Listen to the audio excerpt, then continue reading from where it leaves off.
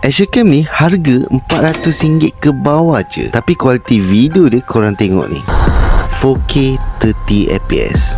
Cun kan?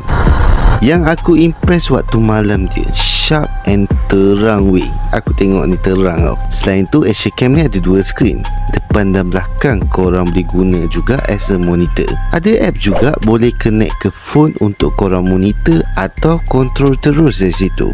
Dan dia bagi 2 extra bateri plus charging case yang comel ni. Tak payah keluar duit lagi untuk beli basingan. Jimat dah sini.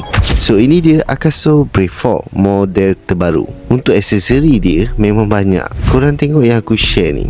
Design dia standard, sama je macam action cam lain, tapi bawah ni ada screw mount untuk korang pasang kat tripod tanpa aksesori tambahan. So di depan ada button on off dan screen. Di tepi ada volume up and down, atau korang boleh guna untuk scroll setting dalam menu. Sebelah sini ada SD card slot, port makro, port Type-C untuk pengecasan. Dekat sini korang diberi 2 option. Boleh cas direct kat action cam atau cas kat charging case yang dia bagi ni. Untuk resolution video paling tinggi boleh rakam 4K 30fps, paling bawah 720p 30fps. Dekat menu pun ada macam-macam juga pilihan. Boleh rakam slow-mo, ada time lapse juga, dan ada diving mode. Kalau korang yang suka bawa diving pun sini ada juga. Tapi jangan lupa pakai case waterproof yang dibagi ni.